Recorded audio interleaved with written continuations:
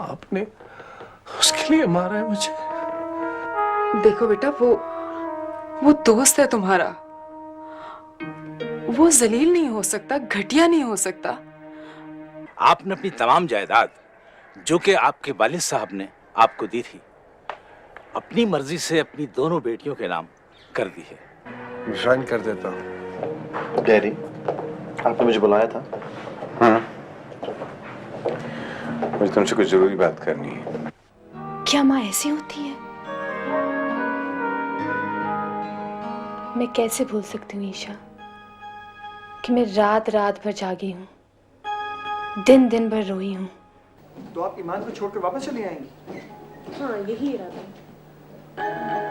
आपने मुझे कहा था कि मैं उसे ठीक कर दूं। मैं उस पर काम कर रहा हूँ, उसे नॉर्मल करने की पूरी कोशिश कर रहा हूँ और बड़ी हद तक कामयाब भी हो चुका हूँ।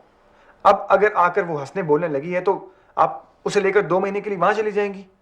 सारा काम तबाह हो जाएगा, वो वैसी की वैसी हो जाएगी। मुझे जो लगता है मैं उसी लम्हे में जिंदा हूँ जिस घड़ी उसे मुझसे छीना गया था।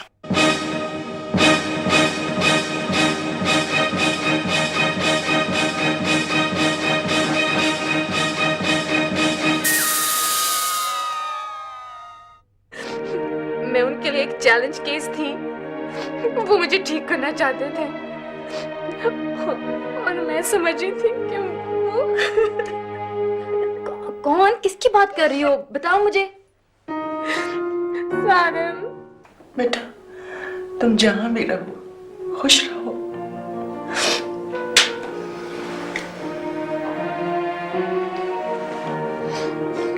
बाकी की सालगिरह डैडी के सामने होगी मम्मी।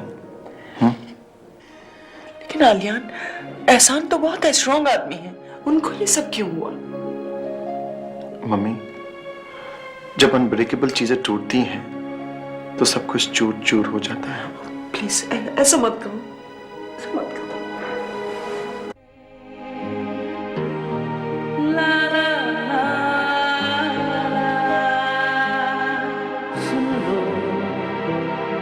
सुन सको तो तुमको आंसू गाने।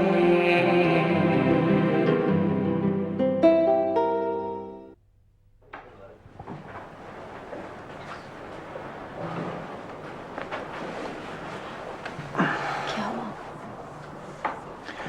डॉक्टर्स ने स्टमक वॉश कर दिया है। उनका ख्याल है कि ईमान ने 5-7 टैबलेट्स पहले खाई हैं और बाकी जितनी बची हुई थी वो सारी इकट्ठी खा ली। डॉक्टर्स कह रहे थे कि अगर वो गोलियां डिसॉल्व होकर ब्लड स्ट्रीम में शामिल हो जाती तो उसका बचना मुश्किल था। लेकिन उसके पास ये सारी टैबलेट्स आई कहाँ से? साइकाट्रिस्ट ईमान का इलाज कर रहा है। उसने रोज रात को सोने से पहले एक गोली खाने को कहा था। अब चूंकि इन्हें यहाँ आना था और यहाँ मेडिसिन बगैर प्रिस्क्रिप्शन के तो मिलती ही नहीं है, इसलिए मुझसे इकट्ठी ले आए। सारे ये ठीक तो हो जाएगी ना? हाँ, she'll be fine इंशाल्लाह। वो आहिस्ता आहिस्ता इनके सिस्टम से इन गोलियों का असर खत्म हो जाएगा and she'll be just all right, don't worry। अच्छा, मॉम घर जा रही हैं। अगर तुम चाहो उनके साथ जाओ, थोड़ा आराम कर लो, मैं यहीं हूँगा। नहीं, मुझे डर लगता है, मैं इसको अकेले छोड़ के कहीं नहीं जाऊंगी। फिक्र मत करो, ये अकेली नहीं है। तुम घर जाओ और आराम करो। शाबाश।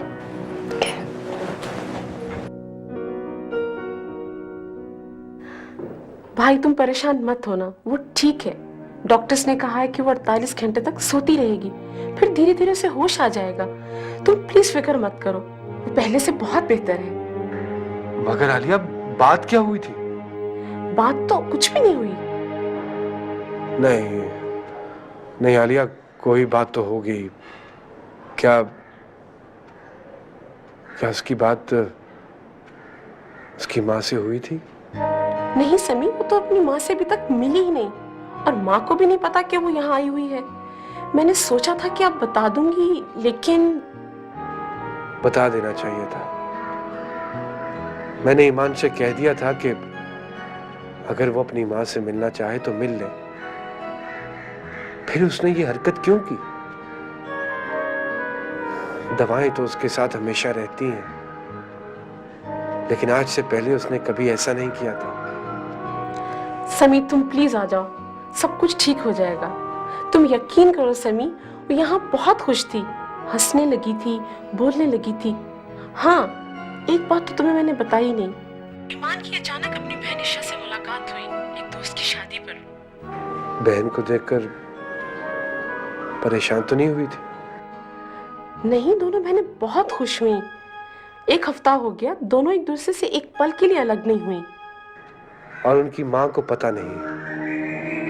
ये कैसे हो सकता है? माँ को तो बिल्कुल पता ही नहीं है। ईशा शादी पर आई थी। जिस लड़की की शादी पर ईशा आई थी वो मेरी दोस्त की बेटी है। ईमान की भी इन लोगों से दोस्ती हो गई थी। फिर अचानक ईशा आ गई। सोफी ने मुझे इत्तला दी थी कि ईशा आ रही है, लेकिन मैं ईमान के बारे में उसे बता ही नहीं सकी, क्योंकि ईमान अपनी माँ से मिलना ही नहीं चाहती थी। देखो आलिया, तुम परेशान ना होना, मैं आ रहा हूँ। उसका ख्याल रखना। मैं तो उसे कुछ नहीं दे सका, लेकिन तुम उसका बहुत ख्याल रखना। बहुत अकेली है वो। समी प्लीज तुम आ जाओ, फिर कोई भी अकेला नहीं रहेगा। खुदा हाफिज।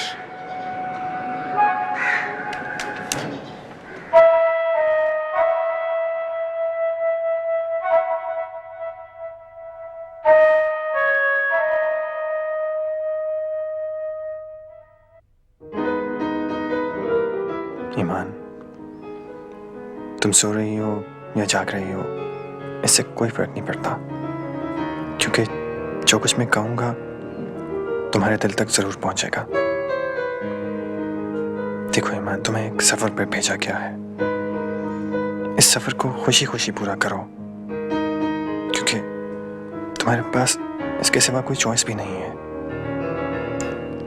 ये कब शुरू हुआ था और कब खत्म होगा, रास्ते में कितने मोड़ आएंगे, कितने लोग मिलेंगे, और उन लोगों में से कौन तुम्हारा हाथ पकड़कर साथ चलना शुरू करेगा, ये कोई नहीं जानता। हम तकदीर के बनाए हुए नक्शे पर चलते हैं और यही जिंदगी है। और अगर मानो तो यही मोहब्बत है। थोड़ा सा, बस थोड़ा सा एतबार कर लो, आने वाला वक्त खुद ही तुम्हें बता देगा कि सच क्या है और झूठ क्या, कौन सच्चा है और कौन झूठा।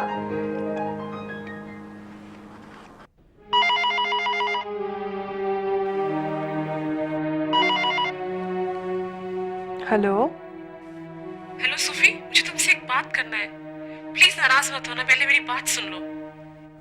ईशा कैसी है? वो ठीक तो है ना? कोई हादसा तो नहीं हो गया? प्लीज आलिया, ये मत कहना। हाँ, हादसा तो हुआ है, लेकिन ईशा के साथ नहीं। ईशा बिल्कुल ठीक है। तो फिर क्या हुआ? सारम ठीक है? सोफी, मैं कई दिनों से तुम्हें एक बात बताना चाह रही थी, लेकिन हिम्मत नहीं पड़ रही थी। आज मजबूरन बता रही हूँ। ईमान पाकिस्तान से मेरे पास आई हुई है। ईमान? हाँ, तुम्हारी ईमान। ओह गॉड। वो वहाँ बहुत डिस्टर्ब थी, समी ने उसे मेरे पास भेज दिया। यहाँ आके वो ठीक हो गई थी। सबा की शादी में ईशा से मिली। दोनों बहनें बहुत खुश थीं। सोफी, दोनों में बड़ा प्यार हो गया था। और तुमने मुझे बताया भी नहीं। मैं चाह रही थी कि तुमको बुला लूं या उसे राजी कर लूं कि वो तुमसे मिल ले, लेकिन अचानक एक हादसा हो गया। What? ईमान ने स्लीपिंग पिल्स ले ली हैं। Oh no.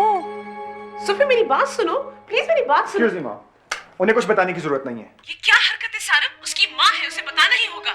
जिस माँ को 22 साल तक अपनी औलाद का ख्याल नहीं आया, उसे अब कुछ बताने की क्या जरूरत है? आप बताइए, कभी कोई खत लिखा, कभी खैरियत पूछी, कभी फोन किया? बताएं, आपसे कभी कुछ पूछा? नहीं पूछा ना? उनको तो ये भी याद नहीं होगा कि उनकी कोई दूसरी बेटी भी है, तो ऐसी माँ को कुछ बताने का क्या फायदा? देखो सारम, इस मामले में तुम मत बोलो। मैं क्यों ना बोलूं? मैं जरूर बोलूंगा। उसे मैंने ठीक किया था, तबाह तो उसे इन लोगों ने किया है। आप बताइए, अगर सारी माएं इसी तरह खुदगर्ज होने लगे, अपनी औलाद के मुकाबले में अपनी जात को तरजीह देने लगे, तो कोई बच्चा नॉर्मल होगा? नहीं होगा। You always remember that Mommy's gonna be there for you. I'll always love you. I'll always be there for you. Why you leaving me, Mommy? Why you leaving me, Mommy? Why you leaving me, Mommy?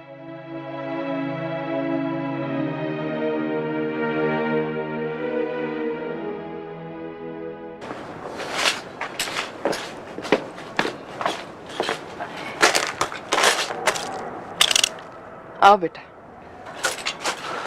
मैं कल जा रहा हूँ। 2 दिन और रुकूंगा तो मुझे सेमेस्टर दोबारा क्लियर करना पड़ेगा। हाँ हाँ तो जाओ बेटा, अब तो मैं ठीक हूँ, और वैसे भी भाई साहब हैं मेरे पास। आप क्यों नहीं चलती मेरे साथ? वहां रहते हैं। नहीं नहीं, मैं वहाँ नहीं जा सकती। मेरा मतलब है कि मुझे वो जगह पसंद नहीं है, मैं नहीं जाऊंगी। वैसे अजीब जिद है अम्मी आपकी। जिद की बात नहीं है, मैं यहाँ से सब कुछ छोड़ छाड़ के वहाँ कैसे जा सकती हूँ? तुम्हारा भी आखिरी सेमेस्टर है, तुम पूरा करो। और देखो, तुमने मुझसे वादा किया था कि तुम जॉब किसी और शहर में करोगे। अम्मी एक बात मेरी समझ में नहीं आती, आप कभी उस शहर में खो गई थी जो इतना डरती हैं वहां से? बस मुझे वो जगह पसंद नहीं है, और बहस मत करो मेरे साथ प्लीज। मैं बहस नहीं कर रहा। मेरे कपड़े पैक कर दीजिएगा, मैं जा रहा हूँ कल। सुनो, ईशा से मिलके नहीं जाओगे? नहीं अम्मी, पहले कोई अच्छी जॉब कर लूं, फिर मिलूंगा। कैसी बेवकूफी की बातें कर रहे हो? ईशा ऐसी लड़की नहीं है। वो इसी तरह की लड़की है, आप नहीं जानती उसे। मेरा तो ख्याल था कि तुम उसे पसंद करते हो। लेकिन उसे अमीर लोग पसंद हैं, बड़ी बड़ी गाड़ियों वाले, बड़े बड़े घरों वाले। एक टूटी साइकिल वाले को कौन लड़की पसंद करती? देखो बेटा, लड़कियां जाड़ों की धूप की मानद होती हैं, अभी आई अभी गई। वो तुम्हारे इंतजार में बैठी रहेगी। एक बात बताएं अम्मी, ये जो इश्क मोहब्बत की लाखों कहानियां हैं, ये कहानी है या इसमें कुछ सच भी है? अगर तो जज्बे सच्चे हों तो सच है, और अगर जज्बे झूठे हों तो झूठ। मेरा दिल तो सच्चा है। इसीलिए तो कहती हूँ कि उससे मिल के जाओ। ये वक्त निकल गया तो फिर ढूंढने से भी नहीं मिलेगा।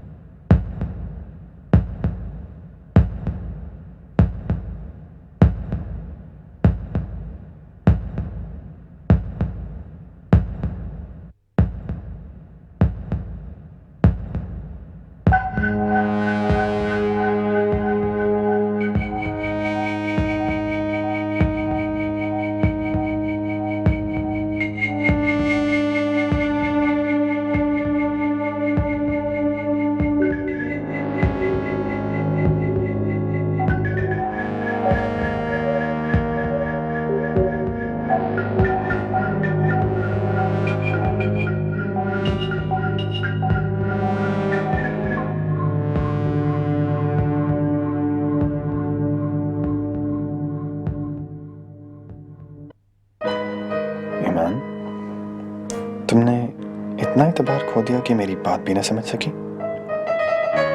अजीब लड़की हो तुम। औरत की तो इंट्यूशन बहुत स्ट्रांग होती है। वो तो एक सेकंड में नफरत को भी पहचान लेती है और मोहब्बत को भी। पता नहीं तुम किस दुनिया में रहती हो, ना अपने दिल की बात समझी और ना मेरे आवाज़ें सुनी थी तो वो आवाज़ क्यों नहीं सुनी जिसकी खामोशी में तुम्हारे लिए लाखों पैगाम थे। वो आवाज़ कैसे सुन ली और समझ भी ली जिसका कोई मतलब ही ना था। पागल लड़की। मैं तुम्हें कैसे जाने देता, कैसे रोकता।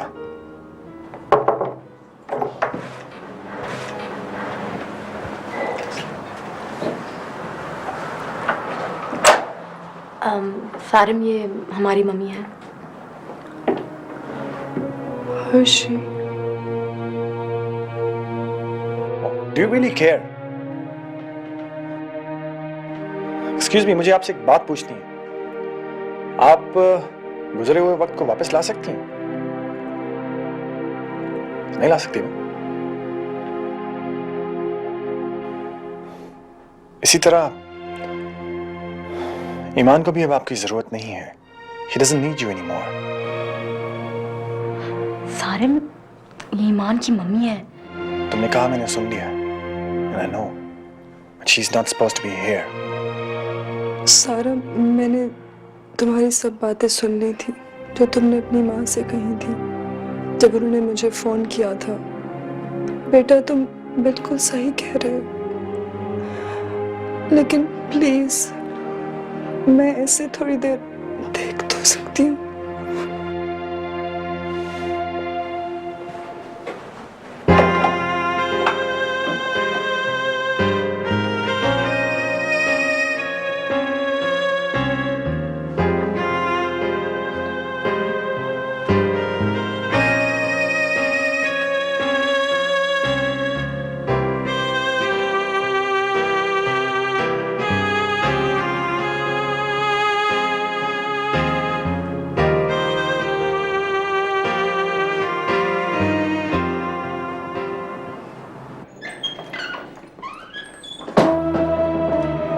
So how are you feeling now, Doctor? I'm fine. But why am I here? It's very serious. But I was operating and they must be waiting for me. Please don't sit up, Doctor. You're not well. I feel I must tell you that the board of directors have decided that you cannot operate anymore.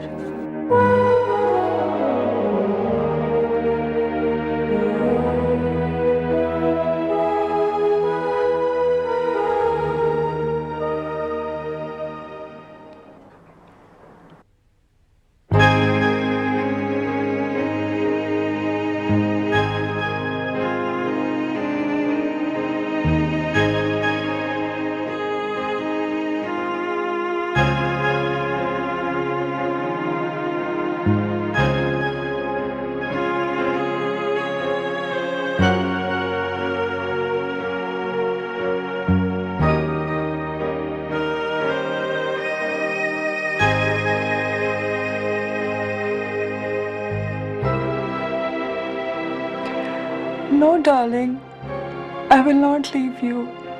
Never again. Never again.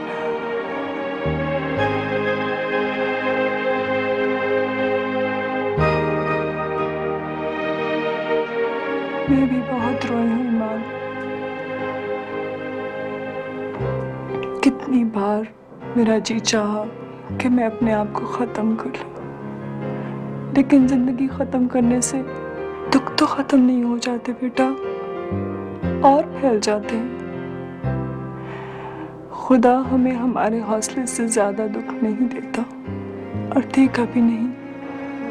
Believe me बेटा, अब हमारी जिंदगी में खुशियां आएंगी, इतनी खुशियां कि तुम्हारा दामन उनसे भर जाएगा। I promise you मेरा बेटा, I promise you।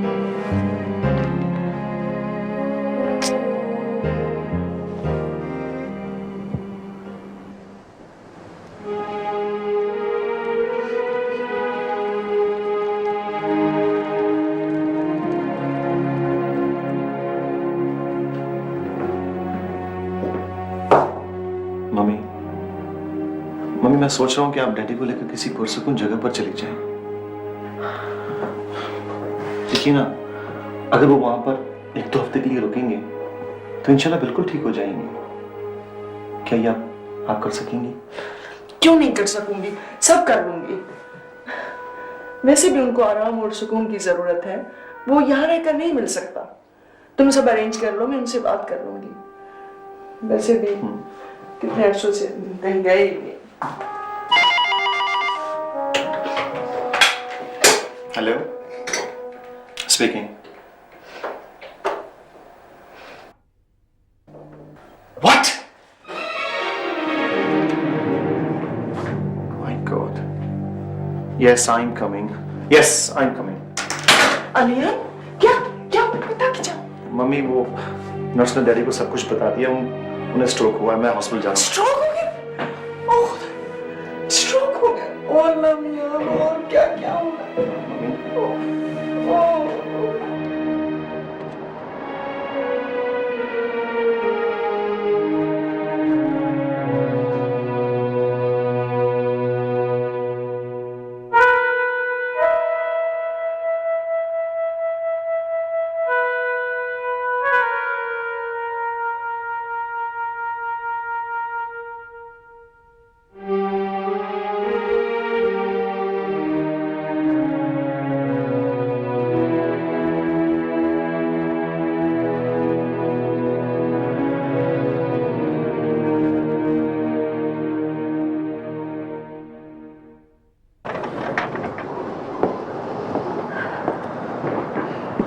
I am sorry Isha, लेकिन आपने मुझे फोन नहीं किया, बताया नहीं किसी ने। आपके घर फोन करता था तो आंसरिंग मशीन ऑन होती थी। वो तो मैंने आज ज़ेबा को फोन किया कि पता करूं आप चली गई या यहीं हैं।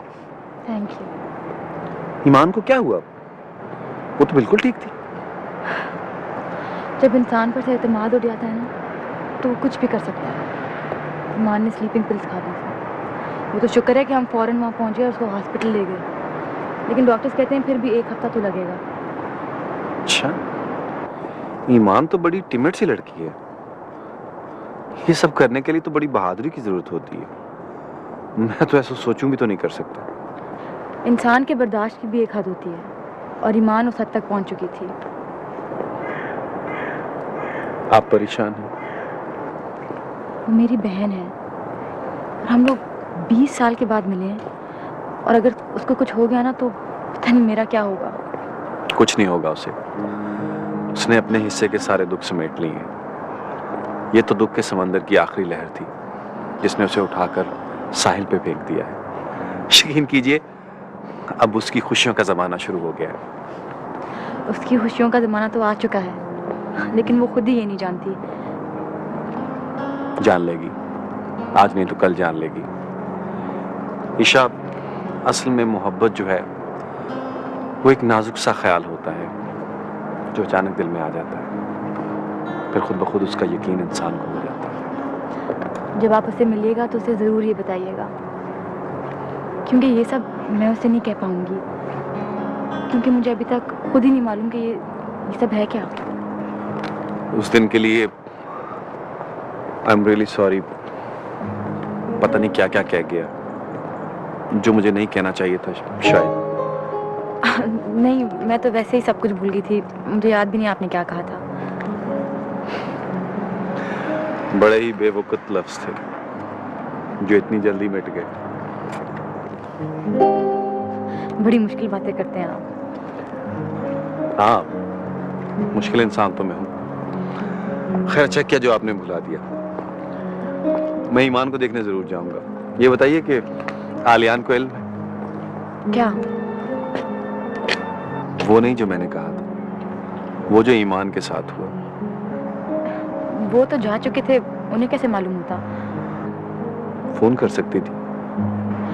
इतनी परेशानी में मुझे तो ख्याल ही नहीं रहा। हालांकि परेशानी में कुछ लोगों का ख्याल जरूर आता है। इसका मतलब ख्याल था ही नहीं, है ना? ये क्या बात हुई? ये बात आपकी समझ में नहीं आएगी, मेरी समझ में आ गई। खैर, आइए, आपको छोड़ता हूं।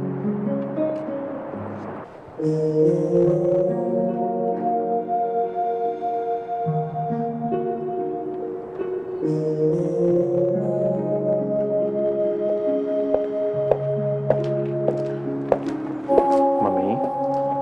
परेशान ना हो आप, हिम्मत करें। I'm okay, Aliyan. दादी ठीक हो जाएंगे मम्मी। झूठ मत बोलो, तुम्हें झूठ बोलना आता भी नहीं, और ना ही मैं इतनी कमजोर हूं कि सच सुन ना सकूं। जो कुछ भी है सच सच मुझे बता दो। बताया था मम्मी, हल्का सा स्ट्रोक हुआ है, डॉक्टर्स ने इंजेक्शन दे दिए हैं, ज्यादा असर नहीं होगा। कितना हुआ है?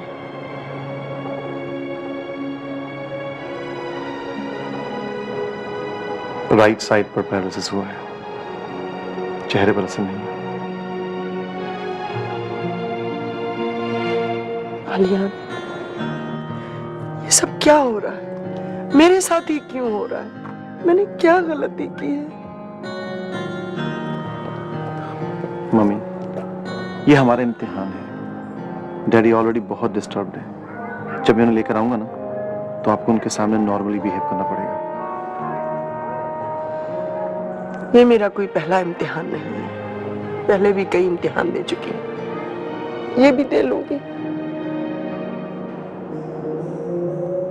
मैं उन्हें मिल तो सकती हूँ ना? आइए अंदर आइए।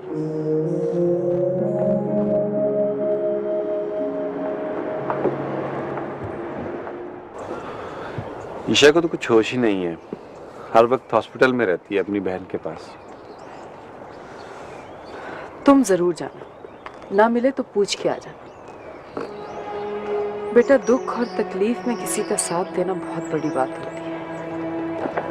जी, आलियान भी बहुत परेशान है। ज़ेबा ने फोन किया था उसे ईशा की बहन का बताने के लिए। वो आलियान परेशान है, क्या हो गया उसे? आपको क्या हुआ है? अम्मी इतनी परेशान तो आप मेरी परेशानी पे भी नहीं होती।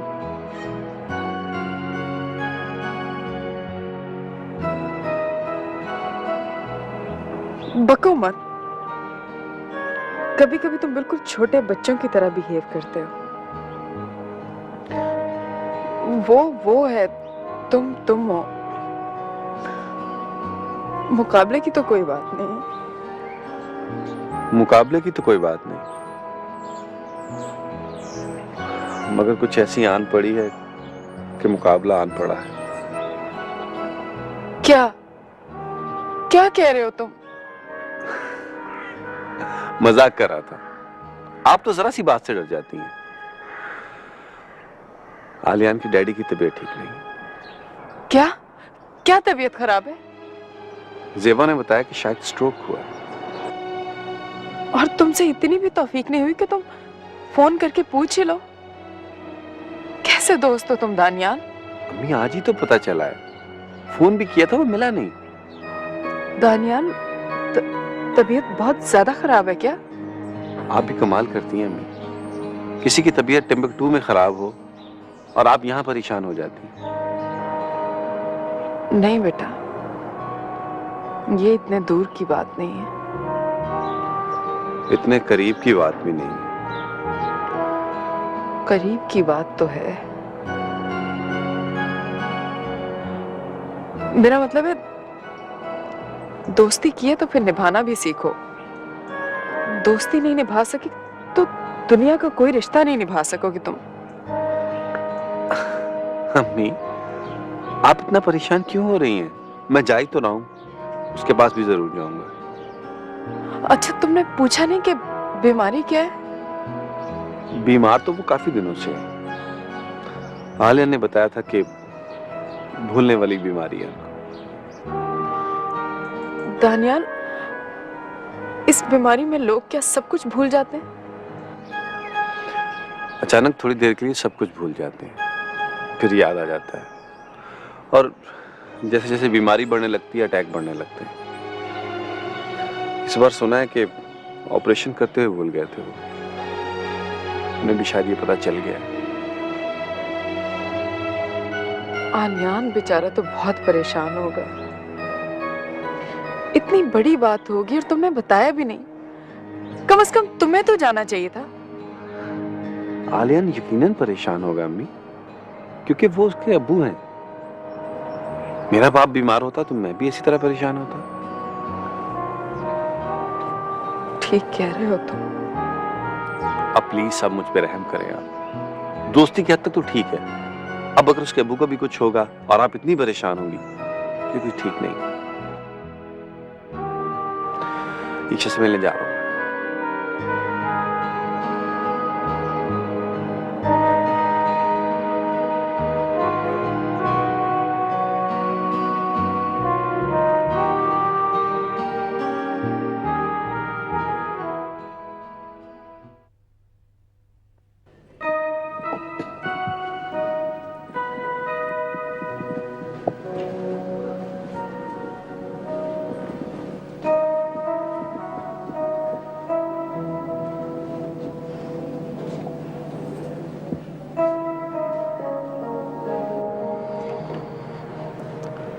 अच्छा, तो आपको जेबा ने बताया नहीं? नहीं तो उसे बताना चाहिए था। हाँ, बताना तो चाहिए था। हो सकता है उसने सोचा कि आप पहले ही परेशान हैं और परेशान हो जाएंगी। उन्हें तो मेरी मम्मी भी जानती हैं। Even my grand parents know them. Please अगर मैंने आपके साथ कोई बदतमीजी की है तो मुझे माफ़ कर दीजिएगा। You know I am like that. I know, माफी की कोई बात नहीं। मुझे तो खुशी हुई कि आपने थोड़ी सी देर में मेरा बनाया हुआ घरौंदा बराबर कर दिया, वरना और बनाता रहता। मजबूत होने पे टूटता तो बहुत धूल उड़ती, हाथ भी जख्मी हो सकते थे।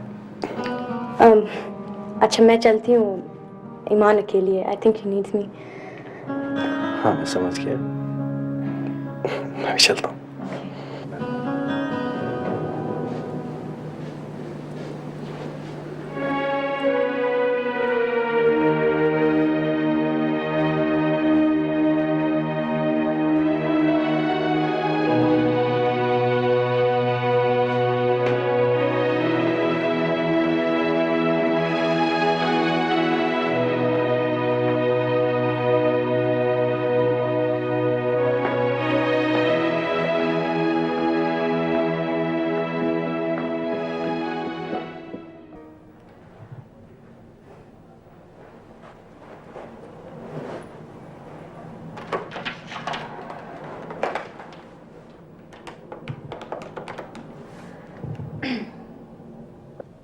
Yes, could I speak with Dr. Alian, please?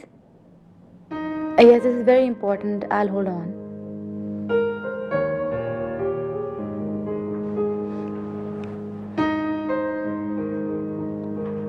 जी, मैं ईशा बोल रही हूँ। ओह, गुड इवनिंग। आपको ताज्जुब हुआ? जी, खुशी हुई और अफसोस भी हुआ कि पहले फ़ोन मैंने क्यों नहीं किया। आप ठीक तो हैं ना? वो ज़ेबा ने मुझे बताया कि आपके डैडी की तबीयत ख़राब है, तो मैं पूछना चाहती थी। ईशा वो बहुत बीमार है। क्या हुआ उन्हें? He is semi-paralyzed. Oh God. This is what you call life. And life is not always very fair. Very true. अच्छा, आप कैसी हैं? जी, मैं भी बहुत परेशान हूँ। ईमान हॉस्पिटल में है, उसने स्लीपिंग पिल्स लेनी थी। What? क्यों? जिन लोगों को जिंदगी रास नहीं आती, वो कभी कभी जिंदगी से बदला लेने के लिए ऐसी हरकतें करते हैं। मगर अब तो वो ठीक थी और खुश भी थी। खुशी का एतबार तो नहीं रहा उसे। मेरा तो ख्याल था कि सारम और वो एक दूसरे को पसंद करते हैं। पसंद करते हैं, लेकिन ईमान को मोहब्बत पे यकीन कहाँ है। वो तो ये समझती है कि हर रिश्ता टूट जाने वाला होता है, आज है तो कल नहीं। आप इसे समझाती क्यों नहीं? मैं क्या समझाऊं? मेरी तरफ से समझा दें आप कि खुद अपने दिल से गवाही लें, अपने आप से सच बोले, तब इन्हें यकीन आ जाएगा। पता नहीं, हम तो बटे हुए लोग हैं आलियान साहब, अधूरे हैं। हमें तो मुश्किल से यकीन आएगा। अगर हो सका तो किसी को किसी दिन ये यकीन दिला दूंगा। अपने मम्मी डैडी को मेरी तरफ से पूछिएगा और मेरी मम्मी की तरफ से भी पूछिएगा, वो हम लोग को जानते हैं। जी, मैं आपको फोन करूंगी। मैं इंतजार करूंगा। खुदा हाफिज़।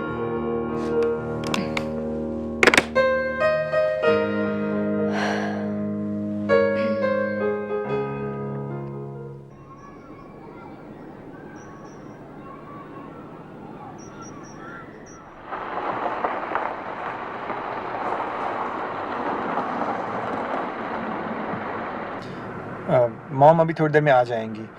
मैं हॉस्पिटल जा रहा हूँ और वहीं रुकूंगा। आप कुछ आराम कर लें और अगर भूख वगैरह लगे तो खाना तैयार पड़ा है, सिर्फ गर्म करना है। नहीं बेटा, I am not hungry. Alia आएंगी तो फिर मैं उनके साथ ही खा लूँगी। आप ऐसे कीजिएगा कि ईशा को 1 घंटे के बाद यहाँ छोड़ दीजिएगा और फिर मुझे हॉस्पिटल प्लीज़ ड्रॉप कर दीजिएगा। I'll do that. Thank you. Welcome.